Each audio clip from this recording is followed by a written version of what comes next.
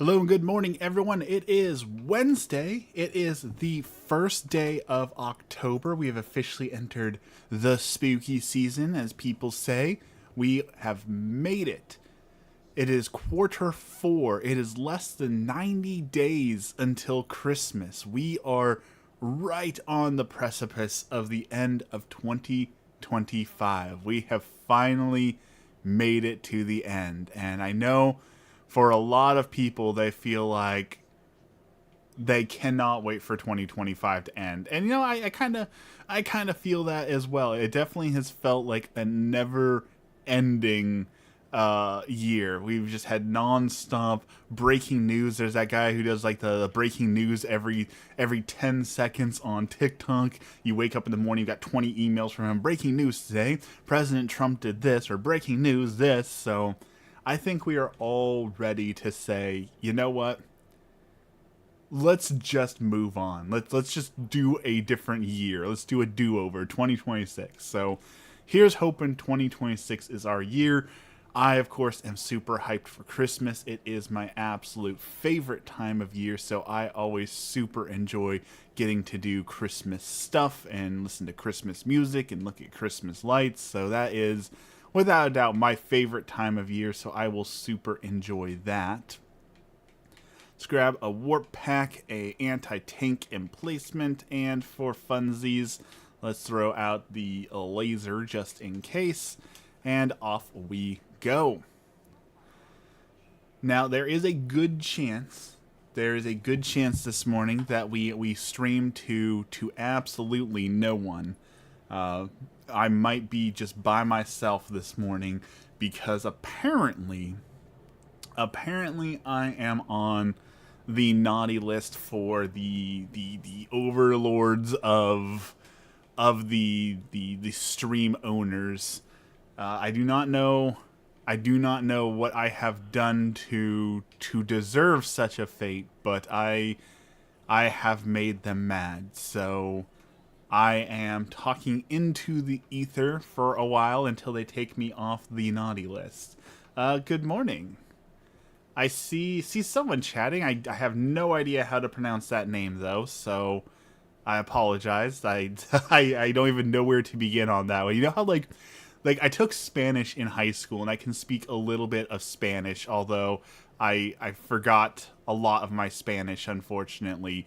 But you know how like some language, like if you can speak Spanish, you might be able to like fake your way through a little bit of French or a little bit of Italian. With other languages, I'm pretty sure that's some sort of maybe Arabic language. I have no idea where to begin on that. So I'm sorry, I have no idea how to even pronounce that. But good morning. Always glad to have you here. Always glad to see you. All right, let's burn these guys' crotches off. That is the proper way to defeat the missile guys, is to laser their groin. That is your pro survival tip of the day. If the robots ever invade, all you have to do is burn their groin. I'm here to help people feel welcome and happy and not left out. I appreciate that, Fire Dusk. Like I said, I don't know how many people are actually going to show up today. I think I have done something that has put me on the naughty list of this platform, because my last 5 videos have yet to break like 100 views. Like I know that people always talk about like the dreaded shadow ban.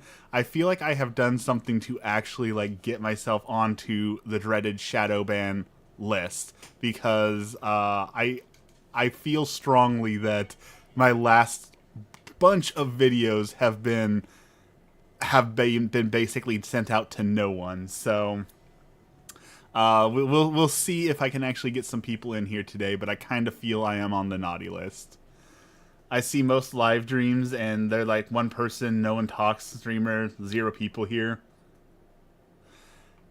I appreciate that. That definitely is true. Once you get a few likes going and things like that, it is definitely much easier to get people into the stream once you have some likes going and all of that. Definitely agree with that. we'll see if it works. Like I said, I'm on a naughty list, so I'd like to be off the naughty list. I've been making a lot of content that I've been putting some hard work into. I'd like people to see, and next probably next month at this rate. I'm gathering up B-roll footage right now, but sometime between this month and next month, I'm going to be releasing what I hope is my magnum opus, my greatest creation. I am making a documentary style video tracking the Feast of Angels that just happened and my journey through doing a 40-day fast for it. And I would really like for, if I'm going to put a ton of work and effort into it, I would like for it to be seen by other people. And maybe that's a little selfish, maybe I should just be creating it because I want to create it, not because other people will see it, but I want other people to see it. Once you get a bit of lifestyle leave to say we have done my job, move on to other people. Well, thank you. That is awesome of you to spend your mornings. I assume mornings. Maybe you're in the night time zones. I'm in the morning time zones. To spend your free time helping out the live creators. That is a underappreciated role in our society. Everyone wants live streaming content, but not many people want to support all the people doing the live streaming content.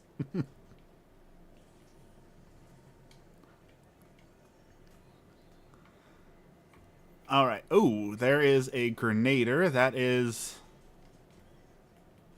not good.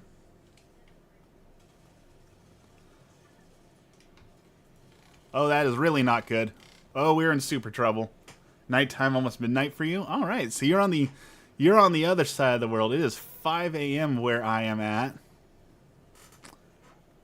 I knew that probably wasn't going to work, but we tried. We tried.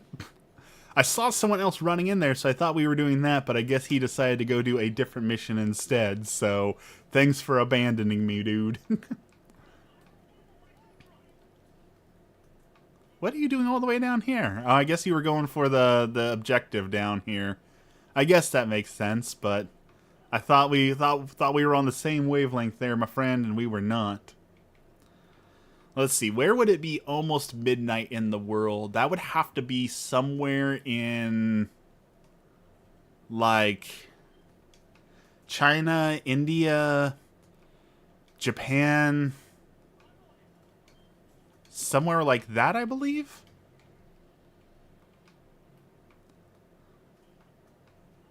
Hey, Faf, good morning. Yeah, that was a noob moment from me to assume that guy was going to actually go into that area rather than double checking it. that was a bad call from me. You have a YouTube channel and don't get many likes. It definitely is. It is a struggle, and if you've only had if you've had your YouTube channel for like a year, less than a year, like it is so difficult to break out in your first year. And like I just got some statistics from YouTube, and it helps me understand a little bit more why it's so hard to break out. Like they said on average they get 20 million uploads a day. So if there are 20 million new videos being uploaded every single day, how could you possibly expect your video to be seen when there's literally 20 million other videos for people to watch and enjoy at that point, right? So like that's per day. So even like, okay, well, what about tomorrow? Well, there'll be 20 million new videos for people to watch then. Like it's a never-ending fight to get views. There's only so many people watching YouTube, and there's only so many views. And if someone makes some really engaging content, then it's sucking up. Like when Mr. Beast, for example, I know Mr. Beast makes some pretty engaging content, right? So all right, Fire Dusk, thanks for hanging out, have a great day.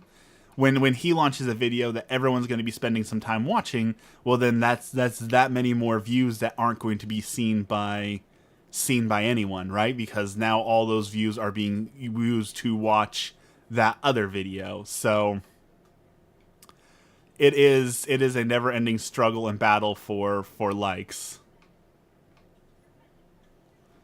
All right, where did that guy go? I saw we were being chased by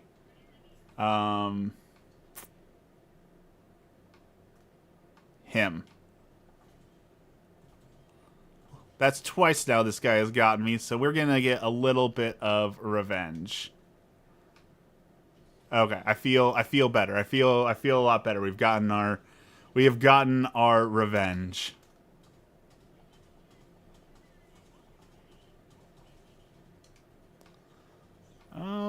Oh, hello there. Let's see. I see some guys over there, but they seem to be completely inactive, so I guess we can ignore them and move on up here. And my stuff will be up in about 30 seconds, so that is good. I don't even have my mods in here today. Usually we have Dex hanging out, or Bubble, or John. It's just silent in here. Ooh, you missed, buddy. There you go. Blank is here. Good morning, Blank. How's it going? You gotta answer the question, though. It's officially October, so what are you doing to get into the Halloween spirit? What Halloween plans do you have coming up? I know Emmy and I, we've got a couple haunted houses that we're excited to go see. Maybe some movies in the park. T-Dog, good morning. You got an early start. Good to hear. That is one of the old people secrets. This is one of those old people secrets that you hear from old people, and you're like, yeah, right, old man. But if you wake up at 5 a.m. or 4 a.m. like I do, and you start your day at 4 a.m., you just have so much more time in your day. Like, when I get up at 4 a.m. on the weekend, I will have hours to wash the dishes and do the lawn and take care of all the house chores and play games and make a video, and I'll get all that done before anyone else is even awake, and then I have the whole day to spend with my wife doing what we want to do and having a good day. So like that is the hack to know. The old people are onto something. Get up at 4 a.m. and there's so much more time in your day. It is totally worth it. Totally life-changing. Getting prepared for the week for the Feast of Tabernacles. Setting up tents, chopping woods for bonfires, cooking fires. That sounds excellent. I just did a small feast on the 29th of September was the Feast of the Archangels for Saint Michael, Saint Raphael, and Saint Gabriel, the Archangel.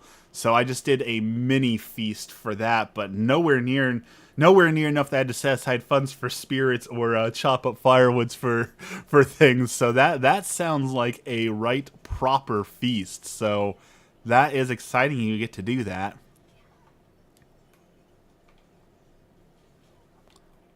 I'm getting ragdolled left and right here.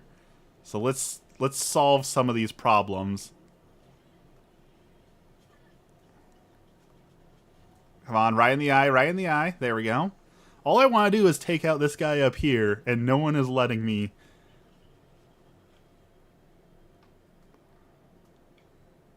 Something over there just blew up. Okay, I think I got him. I think I finally got him. Is that like a week-long feast, like the entire week you're feasting? Or is it like people participate for one day, but then you have like one day in the week that you go and the church hosts it for like a week long? Like, does someone really feast all week long? I'm sitting here worried about... I know this is silly. When it's a feast day, you don't have to worry about calories, but also I'm thinking about all the weight loss I just did, and if I feast too much, I'm going to be undoing all the weight loss that I just did. You know, struggled so much to lose that 17 pounds the last month. I'd hate to let it all go for a few days of feasting. All right, we got a problem up here, so let's solve that with a laser. I think the orbital laser is going to be the best way to solve some of those problems, because we've got a factory strider, a couple assault mechs. Are tabernacles the things that grow under ships? Those are barnacles. Tabernacles is typically referred to as like the box in the church that they use to hold the host, the consecrated bread that has been turned into the body of our Lord and Savior Jesus Christ. What is this? This is Helldivers, Dex. You know this. The feast at the end, but the week leading up to that day is a time for staying in temporary dwellings, gift giving, reading the Bible, and praising Jesus.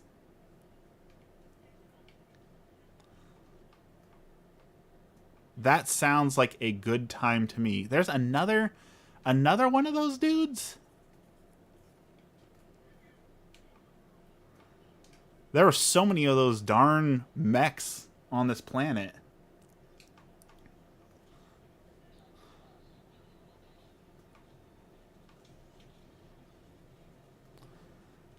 And when a church does the tabernacle right, like when you go into like a Catholic church, I'm going to use Catholic church as an example here because I know the Catholic church best.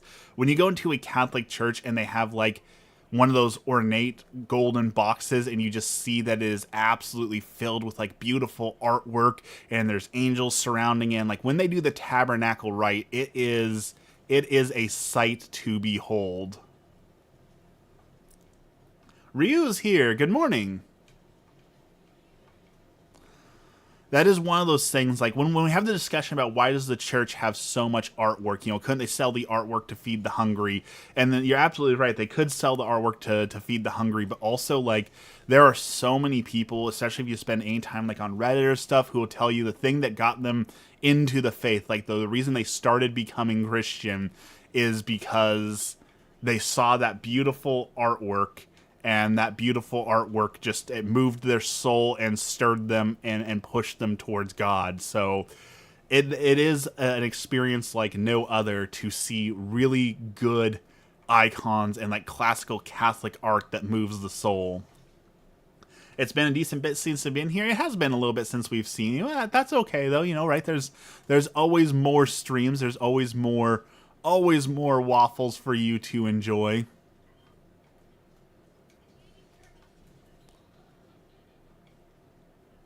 Always more waffles. I was hoping today we would be playing something else, but I was going to get the new Final Fantasy Tactics Remake. I really want to play it, but I decided Final Fantasy Tactics Remake is probably more of a rental than a buy. I am trying to be good, because like we've talked about, I'm saving money to go to Italy, so I don't need to frivolously buy that game. I will just wait for it to come on GameFly. But next, hopefully tomorrow, but I'm guessing Friday, we're going to have Gear Shift. Good morning.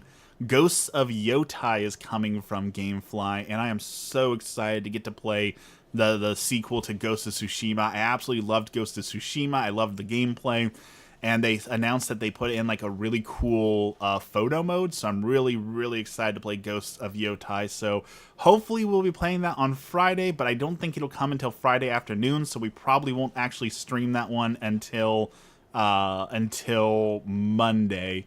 But I am excited to get Ghosts of Yotai out and streaming it, because that game looks so good. So excited to play that one.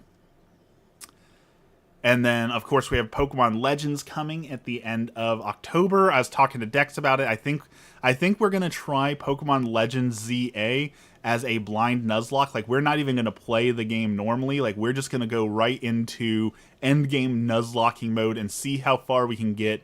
I've watched 0 trailers, so I know absolutely nothing about the game. I know absolutely 0 about Pokemon Legends ZA. So we're going to go in as a completely, horribly terrible idea to blind Nuzlocke the game and be the world's first Nuzlocke on Pokemon Legends ZA.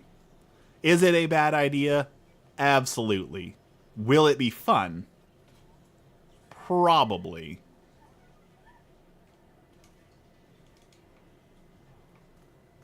Probably. I can't promise it'll be fun, but it sounds fun, so... Oh boy. Okay. We're in some trouble here.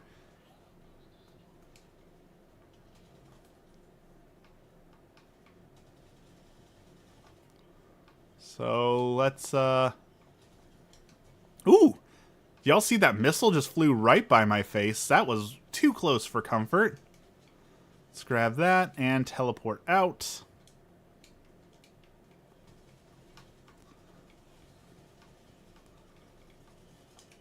Man, I love the coyote. It does work. It does real work.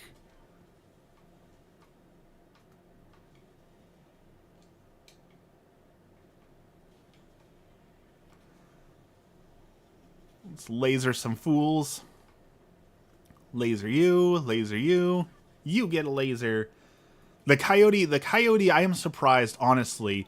Like, legitimately surprised they have not nerfed the coyote yet. Like, with how powerful it is, I thought for sure that they would be nerfing this weapon by now, and they have not nerfed it, and I am always surprised that we go another day without a coyote nerf, because, like, I preached so much that the crossbow and the eruptor were just too powerful because they brought not only great damage and armor piercing and AoE damage, but the ability to like close bug holes and stuff.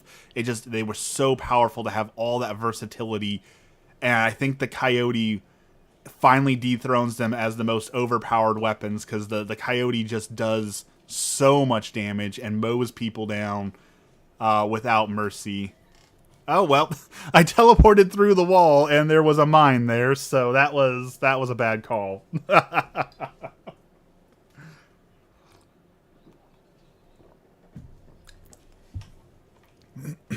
It was a calculated risk, but man, am I bad at math. Bubble's here. Good morning, Bubble. They should buff the other weapons to bring them on par with the coyote. I'm worried about that. If nothing else, because the coyote is so powerful, if they buff other weapons, we'll get like a second of the escalation of freedom where everything gets overpowered. I do worry about becoming too powerful, especially since level 10s have become pretty easy. I would worry that too many buffs would make the game too easy, but I also understand the philosophy of nerfing things is less fun than buffing it, right? I don't know how much further you're going to play in Dante's. Is it the controls? Is the controls and difficulty just too much? Because you should absolutely finish Dante's Inferno. Dante's Inferno is a masterpiece of a game that everyone should enjoy at least once in their life. Come on. Hit him by. There we go.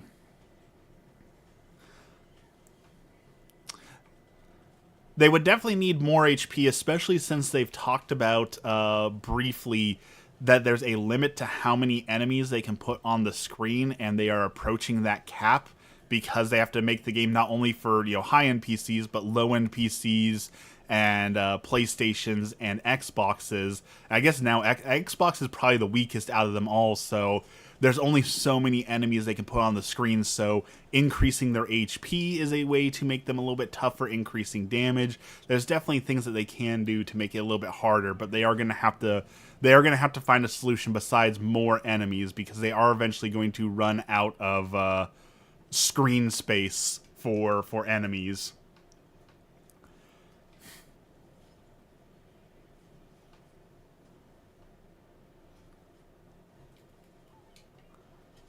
Ooh.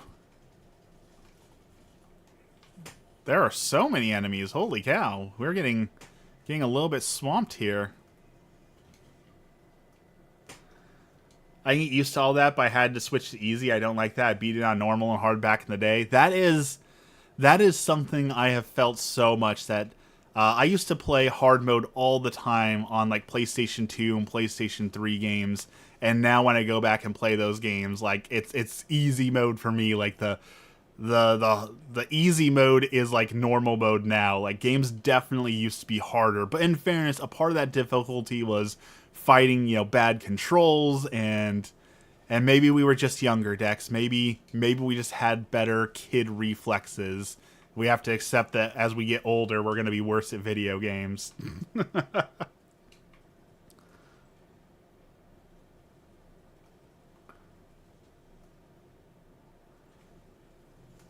It's like the old NES difficulties, right? NES difficulty existed for a reason. It was it was definitely way harder on the NES, or at least more tedious or unfair. Alright, we mowed down enough robots? I don't know, I trust Arrowhead to do right by the player base. It's their game, they know what they want. Yeah, Arrowhead has done great by the player base. They've consistently listened to feedback. They've consistently tried to make people happy. They've tried to make changes that the community has requested. Like Arrowhead is a great example of a company trying very hard to do right by the player base and whatever people ask for. So I trust them. I'm going to continue paying for their game. I'm going to continue buying all their war bonds. I'm going to do absolutely everything I can to support the company because I super enjoy it. There's a lot of companies that say they listen to player feedback, and then it's very obvious they don't. So Arrowhead has earned the benefit of the doubt for certain. I know some people are upset with the game performance and some of the glitches and game breaking things in that realm, but Control, good morning. I understand that the game is built in a janky engine, and it's not easy to fix. I'm doing good this morning. How are you doing? Like, look at Blizzard and World of Warcraft, who says that they listen to player feedback, and it took them 20 years to introduce player housing, so, like... I don't think they're listening to player feedback all that much. It's night for you? Well, good evening.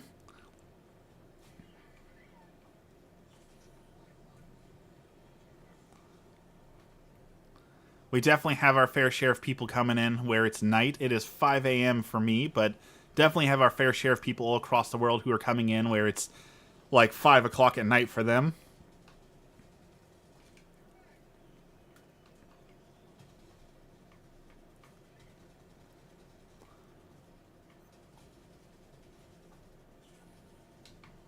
All right, let's. I can't even see what I'm shooting at. There's so much smoke, but the laser will take it out here. Arrowhead and Larian are golden example what developers should be. I definitely agree with that. Larian Studios is very excellent. I loved Divinity Original Sin, although, and I know this is going to be offensive to some people. I really did not enjoy Baldur's Gate 3. I have tried multiple times to play Baldur's Gate 3, and I just don't feel like it's a Dungeons and Dragons adventure. And I can't get sucked into it, and I don't know what it is. I love Dungeons and Dragons. I make tons of Dungeons and Dragons content. I talk nonstop about Dungeons and Dragons, but for whatever reason, Baldur's Gate 3 just does not feel like Dungeons and Dragons to me. Completely offended. I know that people love Baldur's Gate, and I know that people consider it to be a perfect game, but I've never gotten past never even gotten past the first part of Act 1. Like I've never even left the Mind Flayer ship. Like I cannot get into it. And I've tried so hard.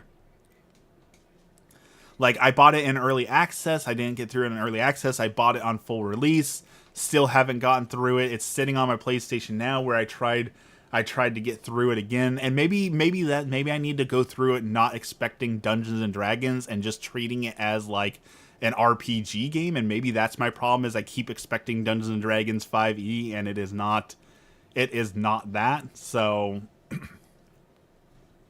maybe that's my problem. Maybe I'm just going into it with the wrong kind of thought. Maybe I need to stream. Maybe that's why. Maybe I need to stream it. Maybe I just need to commit myself to streaming the game, and then that way that I have to play it because I'm streaming it and people are expecting to see it come to an end. So maybe I just need to stream the game and force myself to play it that way. Although, I know people love the game, and I know that it's got a huge, strong streaming community. I do wonder how much, how enjoyable it really is to watch Baldur's Gate, because a lot of the game is, pausing and figuring out the map and then watching cutscenes that you've already seen a million times. How interesting is it to actually watch someone stream Baldur's Gate? I question if that would actually be an enjoyable experience for people. You're the only person. I am the only person who did not like Baldur's Gate 3. Because here's the thing: to me, Baldur's Gate 3 is a bad video game. And here's why I consider it to be a bad video game. Is that they'll be like, okay, here's a treasure chest. I'm going to try and open the treasure chest. I'm going to try and lockpick the treasure chest. I roll the dice. The dice fails. Okay, I'm going to reload my save. I'm going to go up to that treasure chest. I'm going to try and pick the lock. The lockpick fails. Okay, I'm going to reload my save. And you just do that until it works. And the same thing, like, okay, I walk into the room. I didn't see the trap there. I trigger the trap. My entire party is dead. All right, I reload my save. I know the trap is there.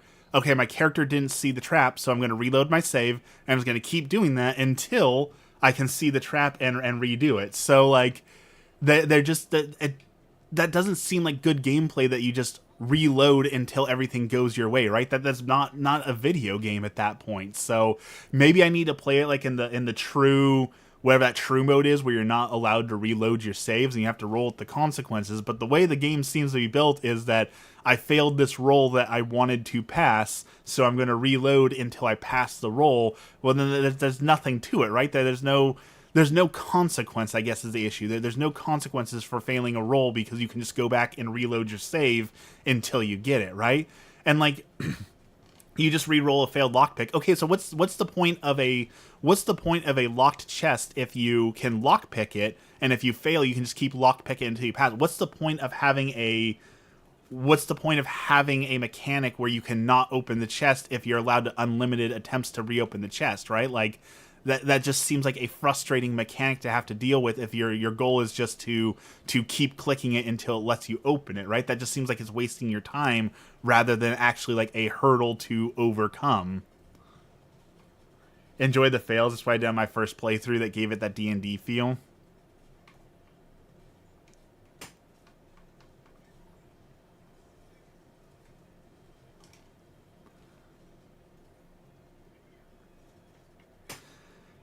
And I guess these same arguments, like, I loved Baldur's Gate 2 back in the day. I played so much Baldur's Gate 2. So much Baldur's Gate 2. I loved that game. But maybe it's just nostalgia on it. I haven't gone back and played Baldur's Gate 2 in a long time, so maybe it's possible that if I go back and try and play Baldur's Gate 2, I won't like it either. But I remember loving Baldur's Gate 2 and Neverwinter Nights.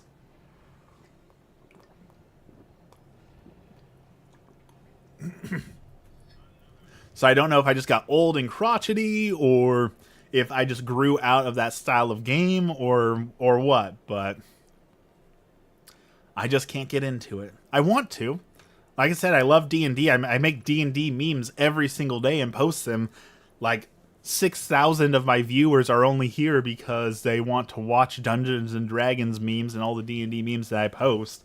I'm literally making a Dungeons and Dragons game right now myself, a Five Nights at Freddy's hack. So, like, I love D&D, so you'd think that I'd get into Baldur's Gate, but I don't know. It doesn't slap for me, as the kids say.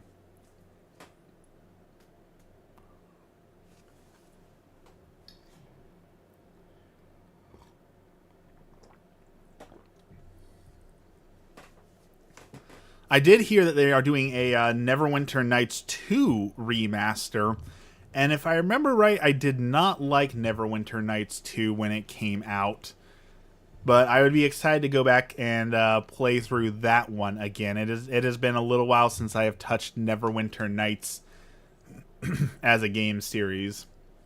The kids don't say that. Yeah, I'm pretty sure the kids are still saying slap, Dex. I'm pretty sure the kids are still using that hip lingo. Just hits different. You're using D&D TTRPG? Yeah, the TTRPG is definitely way different than the video game forms of Dungeons and Dragons. You know what D&D game I've really, really wanted to go back and play, though? I'm so scared. I'm so scared to play it because I'm 80% sure that it's all nostalgia. But I have so wanted to go back and play Baldur's Gate Dark Alliance for the PlayStation.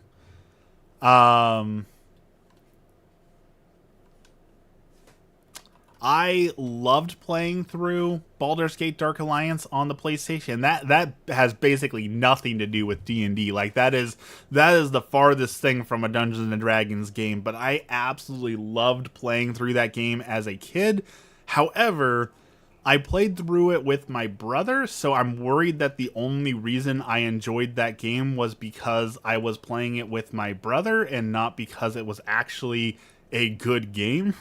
So one of these days, I need to go back and play through like the remake. 'Cause they remade it and actually like play the game. But I'm fairly certain that I'm going to learn very quickly that it's just pure nostalgia for. That is one of the things. My brother and we don't talk very much these days. And I understand we're both adults. He's got three kids. Where we're on opposite sides of the country, so I understand life is busy. But as a kid, my brother was my hero. I loved my brother so much, and I loved playing couch co-op games together. Playing Army of Two with him, playing Baldur's Gate with him, playing Rock Band with him. Like I'm so worried that all those games are actually truly horrendous games, and the only reason I had fun with them was because I was playing couch co-op with my brother on those games.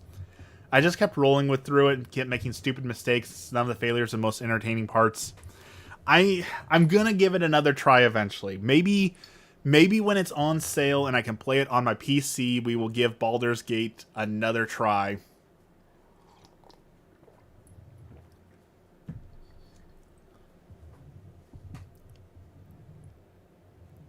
Give it one more good old fashioned college try to enjoy it, because I want to enjoy it. I want to enjoy Baldur's Gate. I liked the first one. I liked the second one. I love Neverwinter Nights. I love Baldur's Gate Dark Alliance. I loved I forget what it's called now. There was another game like Baldur's Gate 2 back in the day, but you got to form your entire party. What was that one called? Okay, Google. Can you list games like Baldur's Gate 2?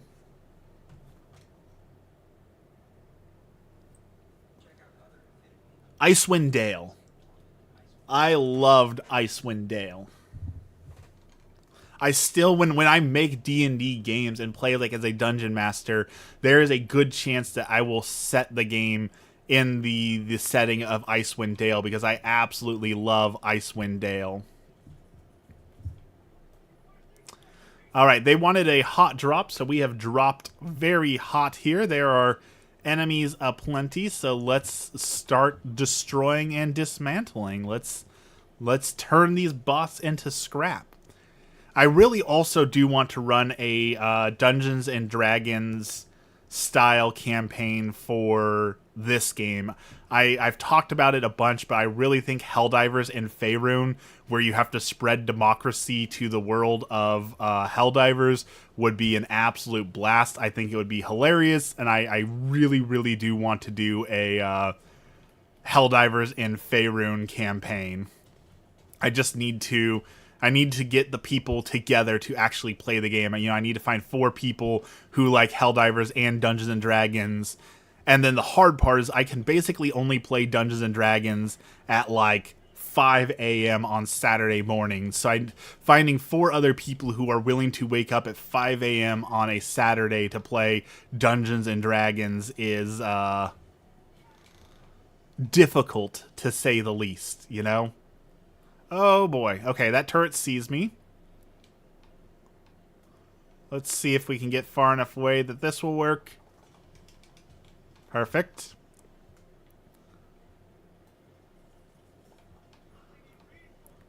But the idea of like the Helldivers scrambling around and destroying Baldur's Gate and installing managed democracy definitely sounds like a ton of fun. Oh boy, that guy just bounced my 500 kg off of him. That was unfortunate. Let's hide. Alright, factory destroyed. Let's get the high ground and wipe out the rest of these factories with the spear.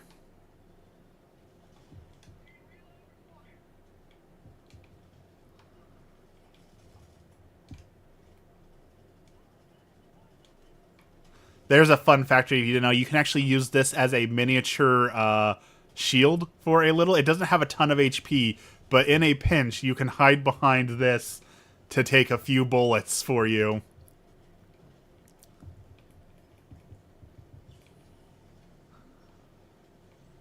Alright, I see a tank coming in. That's not good. Oh, that's really not good. It's right by me. Okay. Okay.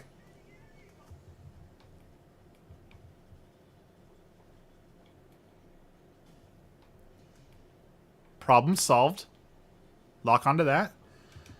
Quays, thank you for the $5. Thank you for giving me something positive to listen to in the morning. Thank you. That is exactly the purpose of this stream, is to start your day off right with just some positive vibes, not a whole bunch of like screaming or yelling or usual streamer stuff, just good old-fashioned good vibes and good conversation in the morning. So that is exactly what I go for. So I'm super glad to hear that this is hitting that exact vibe for you. Thank you so much. You've made my morning. What a great way to start the what is today? Start October. That is what I'm looking for. Start the Halloween season. That is what I was trying to say. I'm so excited for the actual Halloween. I have a real costume to show off this year. I've actually put time and effort into, I guess, purchasing a costume. So our Halloween stream, I actually have a good costume to show off. I cannot wait for you all to see. But I also have the other costume that I've already shown you, what I got at Target for $5, which was the Shrek shirt with the Shrek beanie, which I thought was hilarious. So I am also selling a few of my cosplay items. I'm selling my Doomslayer helmet and my Crusader helmet because I just don't use them. They're taking up space to fund my next endeavor, which is, I said it in my Discord yesterday that I was thinking about buying a camera, and then the want got me, and I just purchased the camera. So we're getting another camera. Not that Waffles needs another camera, but the cool thing about this camera is it has a film camera mode where you're not allowed to see the pictures you take until you take 26 pictures, which is the amount of pictures that you would get back in the day on like a roll of film. So the idea is that you take 26 photos and you don't get to see what those photos look like, and then you get to put it onto your computer and see the photos for the first time like you would if you were using a film camera. And I thought that would be a really fun little series to do, maybe like for YouTube Shorts or just through Discord or whatever it may be, is seeing the photos for the first time right off the camera. Definitely sounds like a blast. So I'm really hoping that is a lot of fun. So hopefully that will come on Friday. Hopefully also on Friday we will be going to... Is the game lagging or is I missing? Are those mines invulnerable? What? I feel like the game must be glitching out or something, because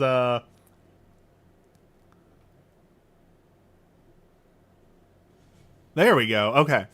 Ooh. I'm also hoping on Friday, since payday is here, that we can finally go to the grocery store and we can fulfill our promise for the $280 towards charity for the Carlo Acutis stream. So we will be doing that on Friday, I hope, as well. Also on Friday, we are going to go watch the horror movie Good Boy.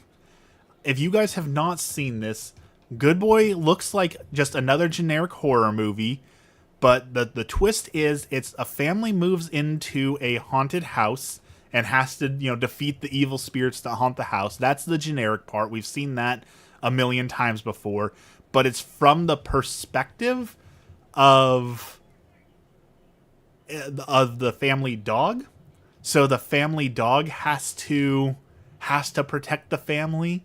So I don't know if the entire movie is like shot from the perspective of the dog, but I know at least parts of it are, and that sounds really, really interesting for a cheesy B-rated kind of horror movie. So I am so excited to get to go see Good Boy, because that sounds right up my alley for the right amount of just cheesy, silly horror movies. I love corny horror movies. Yeah, I'm interested in that movie too. So we're gonna go see that one on Friday. But everyone that I've seen reviews for the movie have said that it is the must see sleeper hit of the season. That it is just the right amount of corny, cheesy, bad horror movie to start the season off right. So hopefully it lives up to that hype, because I love like the really bad straight to DVD like Ouija, Tarot, all those I absolutely love. Or the last year I got a new holiday favorite, and that was the Slay the Night or Slaying Night, the Christmas horror movie where Santa has to take out all the adults who are harming the kids. Like, I love the cheesy horror. The only cheesy horror that I could not get into is cheesy slashers. Like, I do not understand why people love what's that one with the clown? I know that's very generic. Terrifier. Uh, Terrifier. I don't understand why people love that one. I don't understand why it has three ones. Llamageddon. I loved Llamageddon. You are the only other person I have ever seen that has ever talked about Llamageddon. Llamageddon was such a stupid fun watch. Yes. Have you seen Velocipaster? If you haven't seen that one, it's only 45 minutes, but that one will be, if you liked Llamageddon, that will be right up your alley. It is about a Catholic priest who discovers that he has the power to turn into a velociraptor, and he uses his power to take out the wicked sinners who are doing wrong in the world. And it's just the right amount of stupid, cheesy horror. Another really good, stupid, cheesy horror one. Not horror, but stupid and cheesy, over the top. Kung Fury. If you haven't seen Kung Fury, that one is another amazing, stupid, cheesy movie. But Llamageddon, you are literally the only other person in the world, I feel like, besides my wife and I, who have ever seen Llamageddon. Yes, Birdemic. Birdemic is another good one. Yes. I think it's on Hulu. If you have Hulu, but it's also on YouTube, I'm pretty sure. Velocipaster is a must enjoy.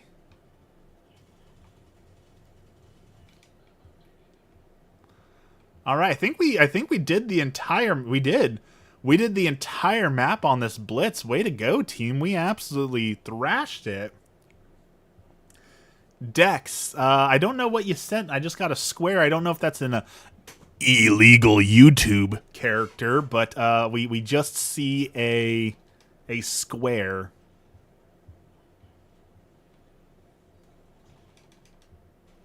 I don't know why my game keeps locking up. I don't know if my PC is struggling or if it's the game, but I keep getting like a weird lockup glitch happening here every few seconds.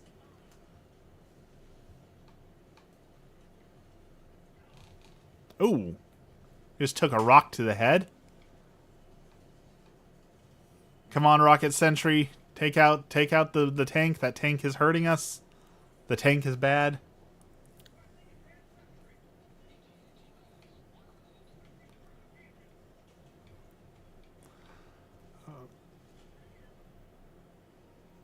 Come on, faster, faster. Here we go.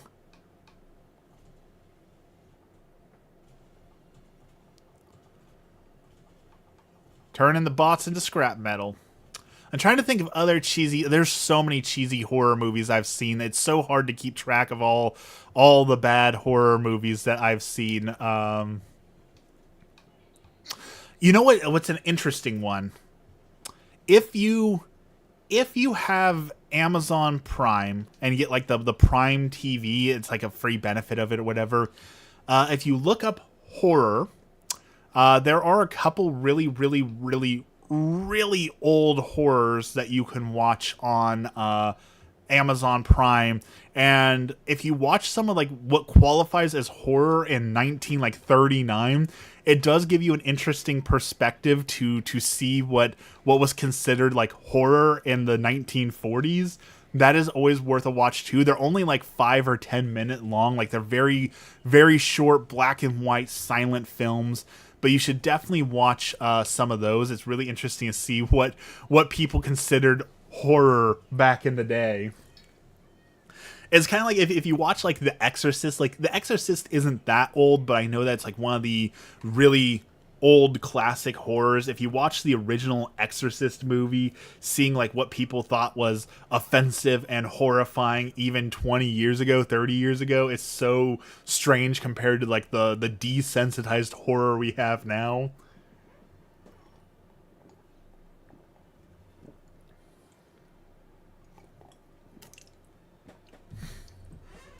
Also, if you have Amazon Prime, since we're talking about movies, it's not technically horror, but I will classify it as horror. It's I guess Christian horror is where I would put it.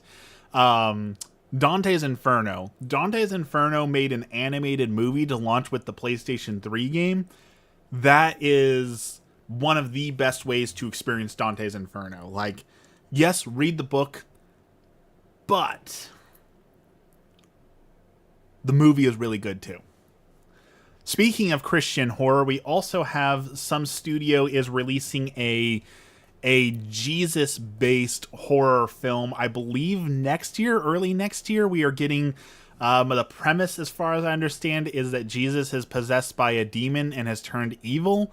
It sounds horribly offensive and stupid, but I feel at some point I am going to have to watch it just to comment on it. So that is coming out as well. I'm fairly confident it's going to be a bad movie, not in the like, not because I'm so offended that it's so bad, but because I feel like the studio is depending on people to be offended to talk about the movie, to get people to watch the movie. So I have a feeling it's going to be a low budget, actual bad horror movie that's going to make its money back because it's going to be so controversial that people are going to talk about it, and that's going to be the only reason that it gets any sort of traction. So we'll see, but I'm fairly confident that that one's not going to be a good time.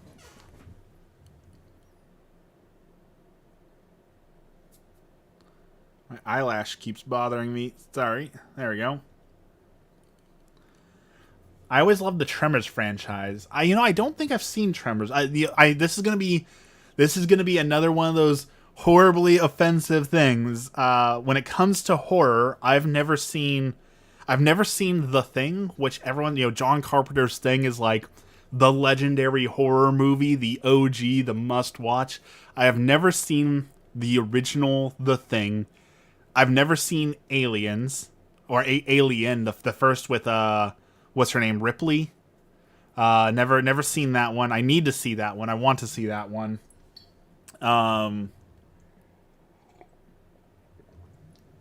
Those are the two OG horrors that I have not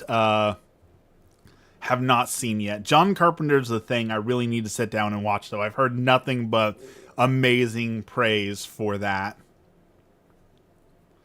There's one other movie. Let me pull up my movie app here, because of course there's an app for that.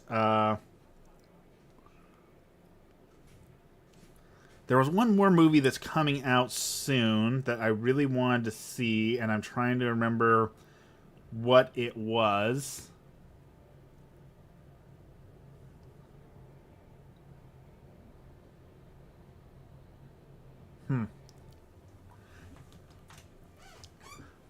Peyton, good morning. I've heard nothing but great things about The Thing. I really want to see The Thing. I know I'm missing out by not having seen The Thing. Very, very excited for that. There was one more movie thing I was thinking of. What was the other movie thing that I was thinking of? There was something. Oh, I remember. So there's another movie that I need to watch that I'm curious to see. If we're talking classics, the original Exorcist is iconic. I wouldn't say it's the best, but it's iconic. Oh well, the pickle guy just got me. So there was a straight to DVD Batman movie from Warner Brothers that you can watch right now. And the only reason that I know about it is because people are complaining about it online. So there's a new Batman movie that came out that is called Aztec Batman, and everyone is screaming woke at it and that it's bad because it's woke. So here's the premise, is that it is a reimagining of the original Batman, but instead of Bruce Wayne, it is set in ancient Aztec, and it is when the Spanish colonizers are coming to the Aztec lands, and they are coming in and taking out the natives, and so one of the natives decides to fight back and becomes the Batman to stop the invasion of Spanish conquistadors. And so I don't know if the movie's actually good or not, because like I said, the only thing I've heard about it is people screaming woke at it. And whenever someone says this is bad because it's woke, it's hard for me to tell, like, is that actually like a review and opinion, or are you just one of those people who screams woke at everything and hates it because it exists? So I don't know if it's actually good or not, but I want to see it.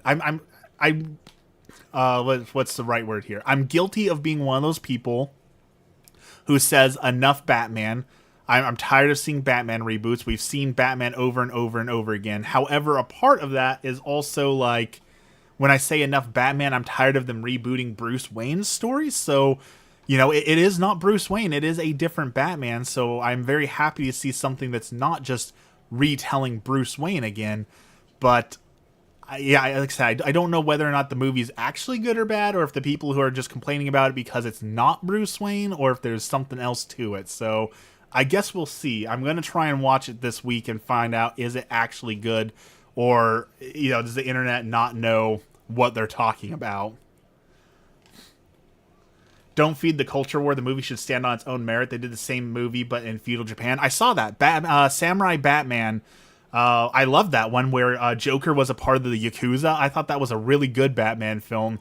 Also, Gotham by Gaslight, where it's Batman versus Jack the Ripper, I thought was really awesome. So when it comes to DC, DC makes absolutely awful live action movies. Maybe the new Batman movie or the new Superman movie is an exception to that, but to me, DC does awful live action movies, but they absolutely kick butt at animation. So yeah, that's why I don't want to be a part of the culture war. I want the movie to either stand on its own or fail on its own. So I'm excited to see it. I'm just sad that I can't find a review, because every time I view it, it's just people calling it woke trash, and that's not a helpful review, especially when they don't even define what they mean by woke trash. So I'm excited to watch it though. So that is going to be maybe this weekend. I will rent that movie and actually give it a fair shake, considering I don't believe it's getting a fair shake right now.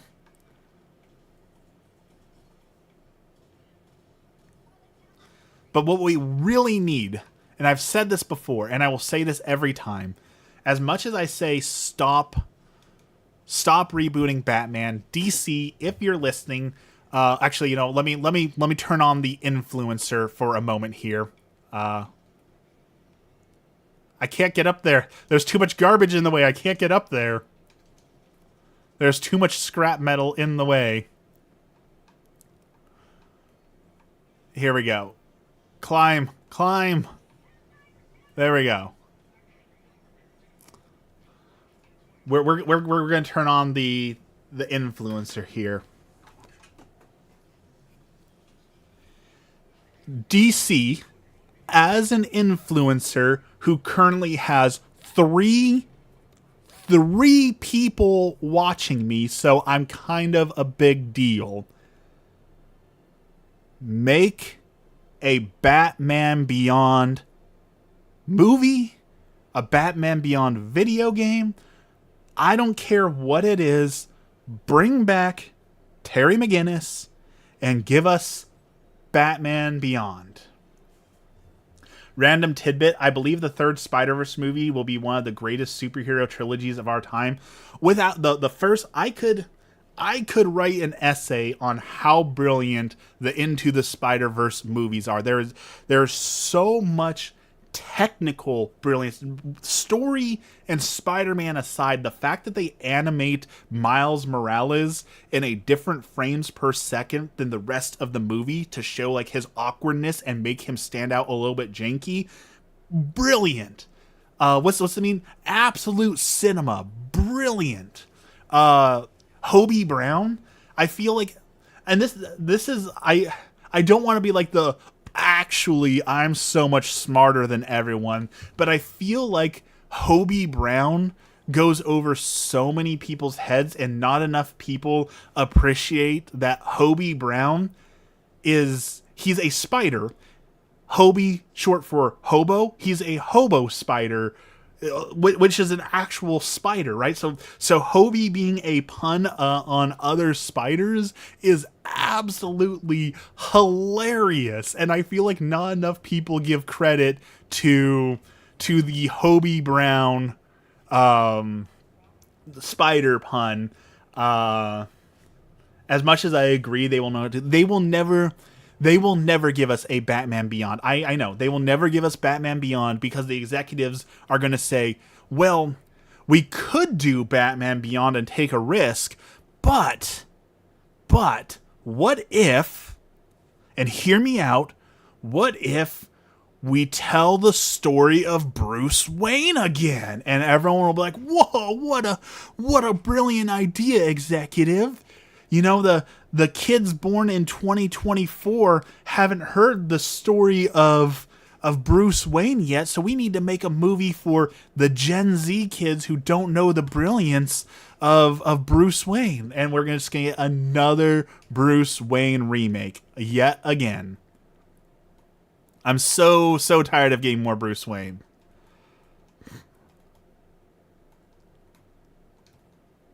All right, let's grab that, let's grab that, let's grab that, and let's grab that. Off we go. Funny you should say that. Sony actually played around with making a Batman Beyond using the same techniques as the Spider-Verse.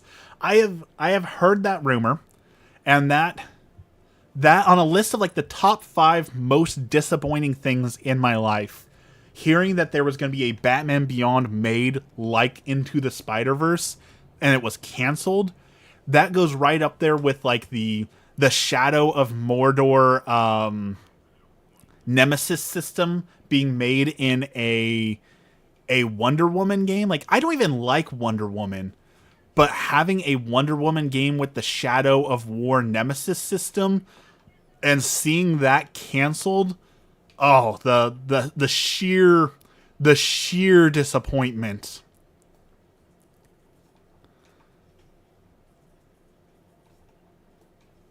Oh, I didn't mean to call that in. That was my bad. All right, let's try out this missile silo. I haven't tried this against the bots. Let's try this out.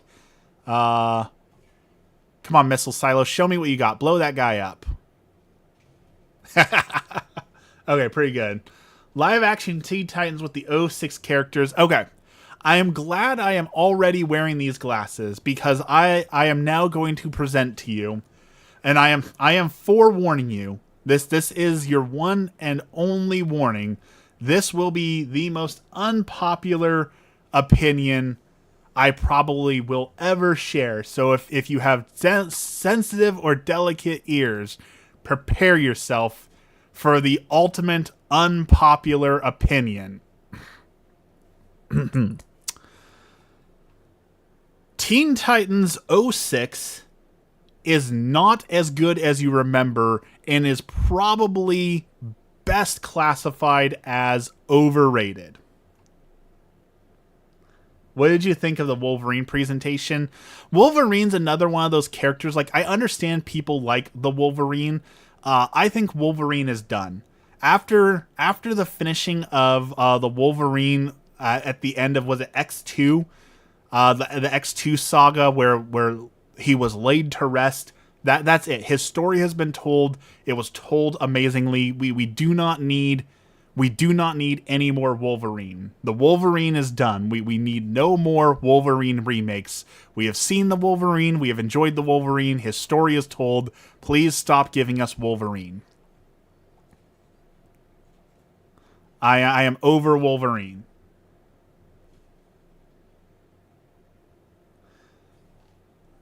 Where is...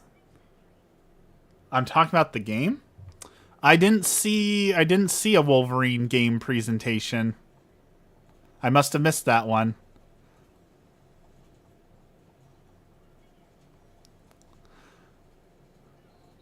Which Wolverine game absolutely could do good. Don't get me wrong, but you know, I'm going to stand by the Wolverine is a little bit overrated. He's cool. He's cool. But you know what? We've seen the Wolverine. We know the Wolverine. We know his story. You know what we really need? We need a Nightcrawler game. We need a game dedicated to our favorite Catholic superhero, Kurt Wagner, the Nightcrawler. The old Wolverine game was dope. It was always sick to see yourself regenerate from basically a skeleton. Bro, Ron, thank you. Thank you for the kindness. Welcome in. Good morning.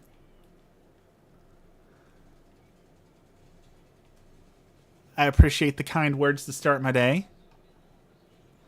Yeah, Wolverine as a video game makes total sense, but give me Nightcrawler. I'm so, like, when you think of X-Men, we get Cyclops and we get Wolverine. There are so many other X-Men to play around with. Why do we always just get those two? Give me Nightcrawler. Like, we have the technology. You know how funny, you know, we're playing the Spider-Man game. You know how fun it is to swing around the city and just stop crime. I feel like with the technology we have, you could have just as much fun playing Nightcrawler, teleporting around the city, and like the way that the Batman games gave us the way his combat worked, like having the Nightcrawler teleport around the battlefield. I really feel like Nightcrawler, the video game, I feel like we have the technology to make it good. The Silo is what I'm working on unlocking. I just haven't had much time to play, especially since the new Dying Light and MechWarrior DLC dropped. Okay, I've heard people talking about the new Dying Light. I love Dying Light 1. Dying Light 2 wasn't as good in my opinion, but I still enjoyed it.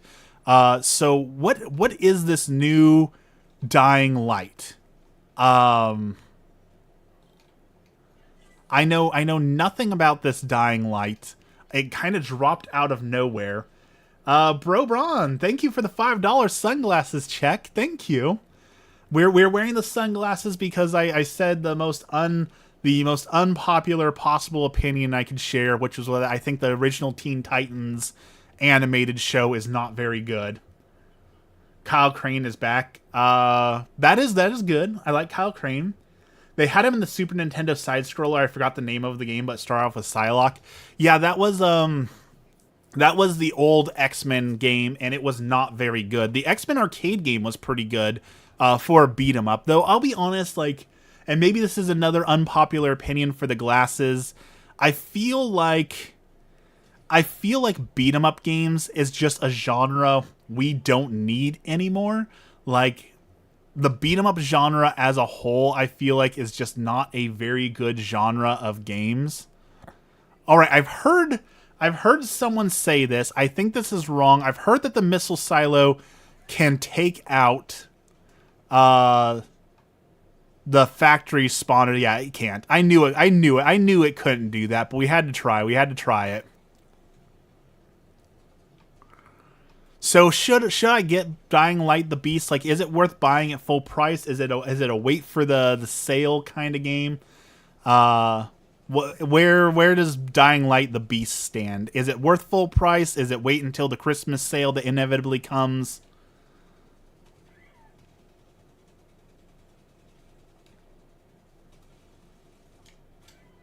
Ooh. We're out of stems. This is a bad situation to be in. We're dying. There are no stems. We are in trouble.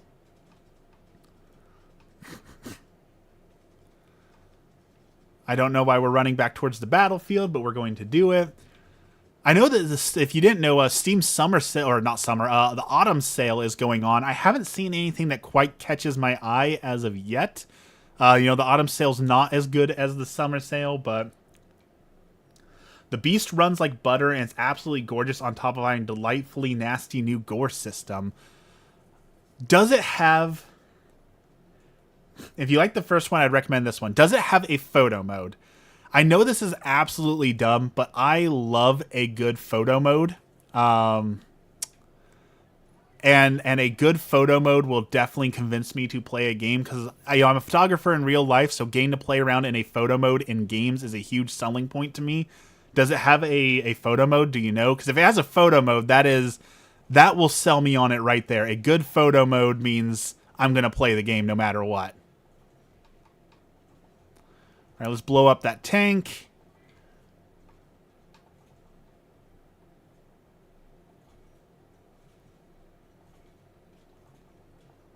I bought it day one.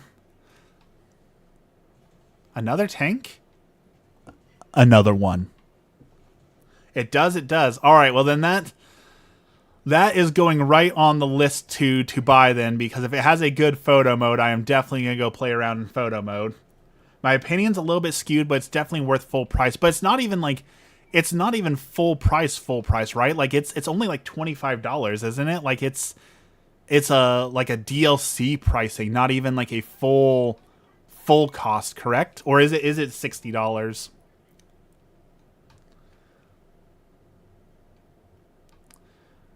The original Dying Light was 100% up my alley. I love a good like survival game. Like I was so disappointed, like the Stalker 2.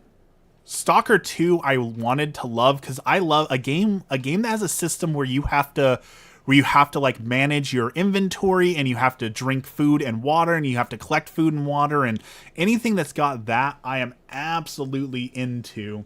Bro Ron, thank you so much for hanging out for the little bit today. We'll see you next time. Thank you so much for hanging out. Have a great day. It's full price, $60. Any game that forces you to do like that survival, I absolutely love. One of these days, I'm going to go back and I'm going to play Fallout 4 in the full survival mode, where you have to I'm going to mod the heck out of it and do the full, you have to drink water, you have to eat food, be deeply immersed into it. That is one of the games I really want to go back and enjoy fully, is Fallout 4 in survival mode, where you actually have to survive. I just don't like that every game that does that seems to be multiplayer. Although, I feel like I've talked about this game before, but what is that game? Escape from Tarkov. Like, I've always wanted to play Escape from Tarkov, but I feel like I missed out on it. Like, it's too late to get into Escape from Tarkov now. Like, I feel like I've missed the bus, so to speak, on that one. I'm bad for not checking prices. I'm the same way, if I see a game that I really want to play, I'm putting it on the cart. I'm not going to check the price. It's going in the cart and I'm buying it right away. So I definitely understand that. I am guilty of that as well.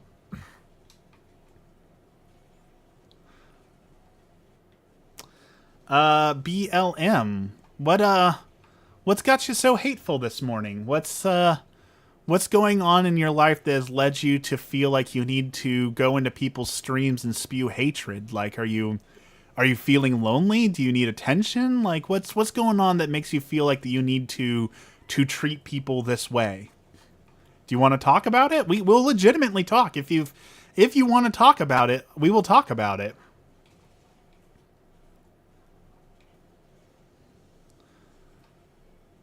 So, that's not a normal thing. Most people don't spend their time going into people's streams to spew hatred. So what's going on?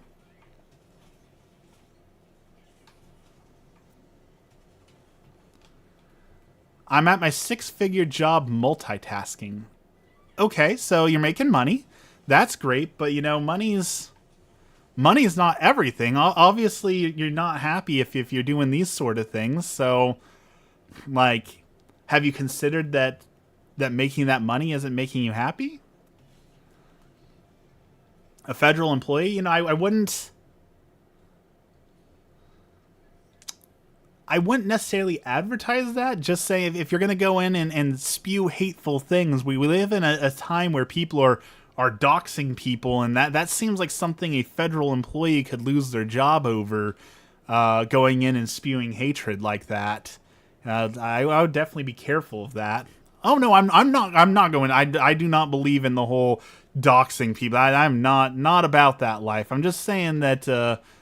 Being conscious that there are consequences for actions, just saying that it doesn't seem like the smartest move in the world, you know?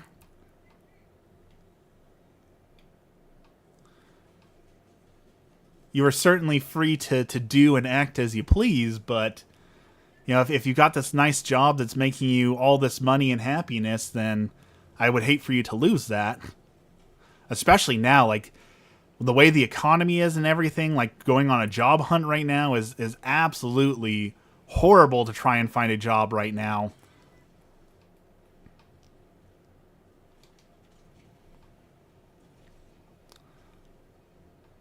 I don't think I have a lisp. I've always I've talked to Emmy about it. I feel like I have a lisp or something's going on with the way I talk, and my great fear has always been that it's diabetes because of Scott Malcolmson from South Park. His tongue is too big for his mouth, and that's a common thing for diabetes. That is one of those fears that I live in. That whenever I mispronounce a word, it's, oh no, is my tongue too big for my mouth? Is it because I have diabetes? That sort of thing. That is one of the fears I live with. Hey, stim me, bro. Please. Please. No? Please help me? No? Okay, well. Well, I will say, if you're just coming in here to insult me and do nothing else, then I might have to time you out. Like, we try and keep a nice, good vibe here, and if you're just coming in to disrupt that, then, I don't really need that in my streams, so. Dex is on it seems. Well, there you go. So, I'm sorry we couldn't convince you to be a bigger person, but have a good day. What are you playing? We are playing Helldivers 2. We are diving on the bot front, trying to get the scrap heap away from Super Earth. Interestingly enough, there was some articles that like actual news agencies have been reporting on, which is super fascinating, right? That people are calling robots in games clankers, and then that slur has moved on to like AI slop, robotic assistance, and things like that. And now there was an article about someone who was potentially in HR trouble for using the slur clanker at work. And so now the question is, can we as humans, is it possible to have a derogatory slur towards robots? Like, it's an interesting question, and maybe I'm just not a linguistic expert, so maybe I'm not the right person to ask, but I feel like that you can't have a designated slur against something that is not a sentient thing, right? Like, in order for it to be a slur, I feel like it needs to be used derogatorily against people. I don't feel like you can use a slur against AI, you know? That conversation is ridiculous. It may be ridiculous. I don't disagree that it may be ridiculous, but it is happening. Right? Like, regardless of whether or not the conversation needs to happen, that could be a whole different conversation. But we know the conversation is happening, and people are facing real-world consequences for using that word. I think some people just enjoy being offended. Oh, that is That is absolutely true. I talk about this a lot. We live in a society that is absolutely addicted to outrage and offense. And that's not, I'm not talking about one particular political group. I'm not talking about a certain group of people, because everyone is guilty of it. There are people on the right who are addicted to outrage. We use like the whole litter boxes in schools as an outrage that is manufactured. All sides are doing it. We live in a society that scrolls through TikTok waiting for the next thing to be outraged at, because your body rewards you for that. I don't think it's dopamine. I think I was wrong in saying that you get a dopamine hit for it. I'm pretty sure it is actually a cortisol hit, which also feels, can be addicted to. So it's just like being addicted to like skydiving or thrill seeking, right? You're addicted to the endorphins your body releases when you're put in that danger. When there are people who are addicted to feeling outraged at something, whether that be litter boxes in school, whether that be people who you disagree with, whatever it may be, people seek out that content. Even like the rage bait where people make like the DIY where people like make a table out of ramen noodles, or things that are ridiculous like that are completely unpractical, worthless, a waste of everyone's time. Like, people are so addicted to seeking out that content and being outraged by it. And that is why the algorithms are completely evil and awful, because it knows that, okay, you commented on a video about someone making a turkey Jello salad made with mayonnaise, and you're like, this is disgusting and I hate this. The algorithm's going to see it and say, oh, that got you to engage. It doesn't care whether or not that was positive engagement or negative engagement. So it's going to feed you more of that. And it makes like the bullying crisis is out of control on apps like that, because like the furries, I've talked about the furries at length. I'm not a furry hater. I understand they're just people doing their own thing. I have nothing against them. But what happens is that people see the furry content, they hate the furries, so they comment on them and call them all sorts of names and things like that. And then the algorithm says, wow, you engaged with that furry, you must like furries, so here's some more of them. And then it causes this nonstop feedback loop where now all these people who hate the furries are constantly out there seeing them and commenting on them and hating them, and it's creating a bullying feedback loop where they're constantly going in and bullying this group of people, because they don't understand that every time they comment hate on that video, the algorithm is going to give them more of those videos, because that's just simply how our algorithms work. And I hate it. I absolutely hate it. I wish that the TikTok algorithm never existed, that they never figured out how to make people's engagement profitable like that. It is one of the worst things. Am I still carrying? I am. Okay, I got the confidential data. I couldn't see it. Here we go. I mean, I do benefit from it too, right? Like, it was worse when I weighed more, but as you just saw, someone comes in to insult me. When I was at my worst weight-wise, I would have a large group of people who would come in for no other reason other than to call me fat. And it's like, well, I don't like that you come in simply to call me fat, but also, like, the fact that you did that just caused my video to go out to more people, so I have more chance of people actually seeing my content now, so thank you for helping me, I guess. Like, but now it's created so many low effort engagement where people don't create content because they want to create art. They're just creating rage bait engagement posts where, like, Oh, the one that makes me the most mad is when people intentionally say things wrong because they know that it will get people to comment on it. That is like, oh, we're going to make a video about Mario, but we're going to call him Mario, or we're going to call him, the Luigi instead of Mario, because some people can't help themselves.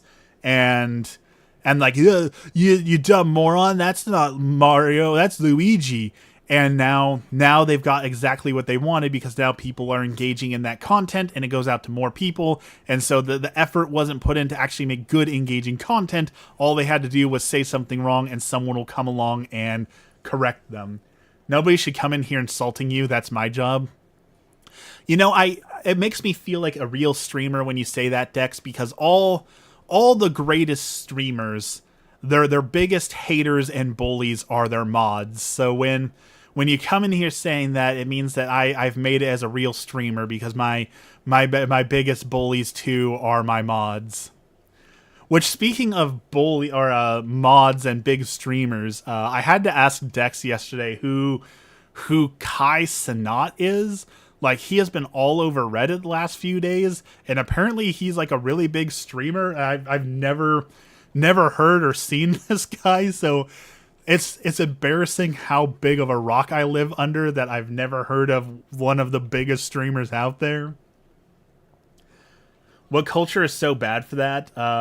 It made me quit watching their videos because it was like they were trying to manipulate. Oh, that's 100%.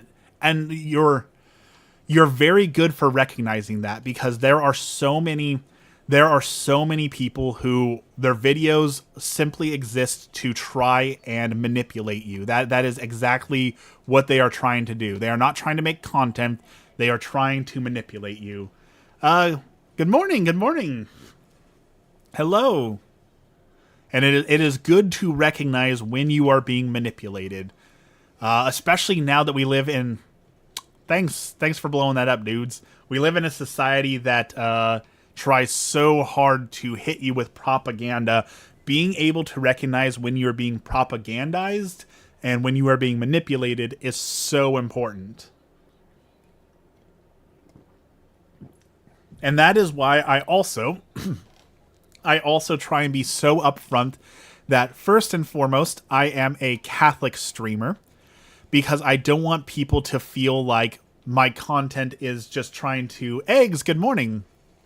I don't want people to feel like, oh, he's only being nice because he's trying to evangelize to you. Like, I don't hide it. I'm not trying to be sneaky, like, haha, I'm going to get you in here with my cool content and I'm going to convert you to Jesus. No, first and foremost, we always talk about being a Catholic streamer, because I want to be upfront. My goal is not manipulation. My goal isn't to, haha, I gotcha, right? So I try very, very hard to be upfront about that, because I don't want people to feel like they're being manipulated. It's also important to recognize that everyone is vulnerable to propaganda. And there are so many people who say, well, propaganda doesn't work on me. The people who say that propaganda doesn't work on them, those are the people who are being impacted by propaganda, right? Like, if someone truly believes that they are immune to propaganda, they are most likely being impacted by propaganda and they just don't know it. I'm on the spectrum, so I definitely enjoy my lists, so they were right up my alley. I have... Oh, excuse me. I have never officially been diagnosed, but I am fairly confident that I too am somewhere on that spectrum. So, but I also know there's a lot of people who use the whole like self-diagnosis to go on places like TikTok and be like, well, as a self-diagnosed person, this, and this is true, and there's nothing to what they're using their self-diagnosis as proof that they are an expert in an area. So I try not to be that guy who's like, oh, well, as a self-diagnosed, I know everything. But, there are signs, that there are signs that I've picked up subtly that make me think, I'm probably somewhere on. That's the whole point of a spectrum also, right? The whole point of a spectrum is that everyone is on it, and that's what makes it a spectrum. Wasn't diagnosed until my mid-30s. I could probably go get a diagnosis, but at this point in my life, I ask myself, what good would it do me, right? Would it change anything? No. I already have my coping mechanisms. I already understand enough about myself to understand what my limits are. Like, I don't know that like an official diagnosis would change anything. And unfortunately, and maybe this is me being a victim of propaganda. So, again, no one's immune to propaganda. There's all these talks of lists, and it seems like autism in particular is on a certain list and agenda of certain people. So getting officially diagnosed just feels like it would put me on a list of people that the government doesn't like. So being officially diagnosed, I don't think would really give me any benefits where I'm at in my life right now. It changed absolutely nothing, but it helped me understand why I do the things that I do. Come on, I can't fit. I can fit through that. Come on, Helldiver. There you go. Speaking of fitting through doors, here's your fun fact. There are some monasteries back in the day were built with intentionally smaller doors on the dining room area. And the idea was that if a monk could not fit through the smaller doors in the dining room area, then he must not need to eat. So the idea was that if he can't get into the dining room area and he can't eat, eventually he will lose enough weight that he can fit into the dining room area and eat again. So if you go to some really, really old monasteries, you will see some of them are built with intentionally smaller dining room areas with the intention of keeping their monks at a lower weight. So there's your fun fact of the day. Whoa, hello there. Dude came out of nowhere. All right, Silos. Let's see you put in the work. Oh, they destroyed the thing before I could even try it out. Bummer. Nice glasses, by the way. Thank you. They are my biggest regret. If I'm completely honest with myself, I think I should not have wasted the money on these glasses, but I did, so I'm not going to let them go to waste. I spent the money, now I have to live with the shame, so to speak. Architectural body shaming for the Lord. Essentially, yeah. That is one way to put it, but I also understand, like, the monastery has to put certain limitations on because there's only so much food and healthcare is expensive. And like right now, going on is the Archbishop's Appeal, is what they call it, where our archdiocese is asking for money because it costs $1 million to put a student through seminary school. To train one priest to become a priest for the Catholic Church has an average cost of $1 million. And a part of that cost is understanding, like, when that priest retires, he's going to be old, and old people tend to have medical issues and need to go to the doctor and have surgeries and those sort of things, right? So, like, the healthier your priests are, the less you spend in healthcare and things like that. And we know that weight can be tied to some of those health things. So I understand why it's important to keep a healthy body and mind. And I am a big proponent for, as I've been on my weight loss journey, talking about having a healthy body is very important to a healthy mind as well. They are definitely linked. I once thought that I predicted red-butted bees, but then I realized it's real. Speaking of bees, I learned something. I thought that wasps were considered bees, like rectangles. You know, all squares are rectangles, but not all rectangles are square. I thought like all wasps are bees, but not all bees are wasps. But apparently, wasps and bees are totally different things, and that is not an appropriate way. It is not appropriate to reference a wasp as a bee. I learned that yesterday. I figured they were categorized as bees, and I was very wrong on that, apparently. I was corrected by multiple people on Discord. So there is your lesson for the day if you did not know that wasps are different than bees. Keep in mind, I have a college degree, so that should tell you what my college degree is worth, that I'm just now learning that bees and wasps are different. And here I had to take a whole course on dinosaurs to get my college degree, but not on bees. Make sure you know the difference between turtles and tortoises. That is definitely another one I'm guilty of feeling are interchangeable, that tortoises and turtles are basically the same thing, but they are not. They are not. And I learned that because there's that video of the girl who got the tortoise, and she's like, oh no, the turtle is out of water. And she took the tortoise and threw it into the lake. And then they were explaining to her that she just, destroyed that poor tortoise because tortoises don't swim in the water the same way turtles do. And that poor thing was going to drown. So yes, there is a difference between turtles and tortoises.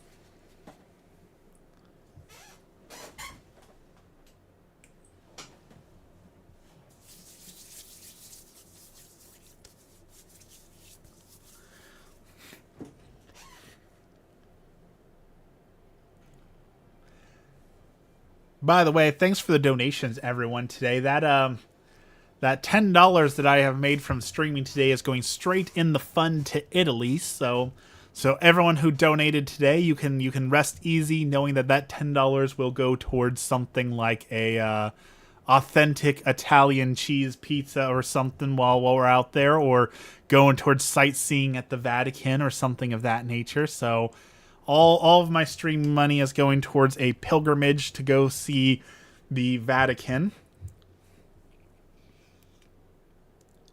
However, we are out of time for streaming today. It is 6:44. So it is time for me to go to work and get started with my day, go do some chores, go do some dishes, and get ready for work.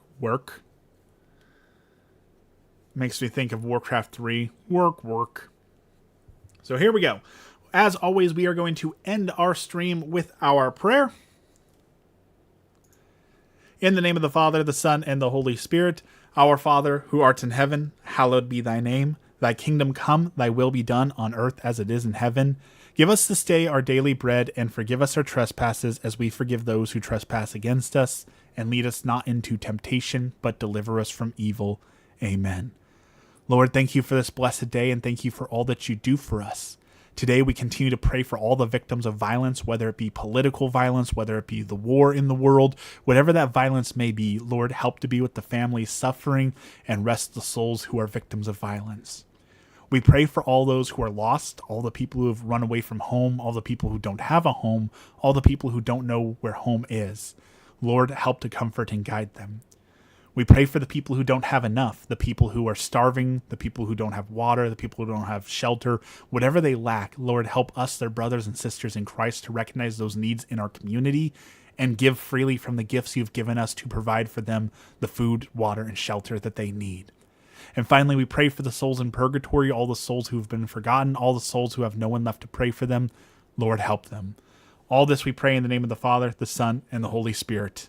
Amen.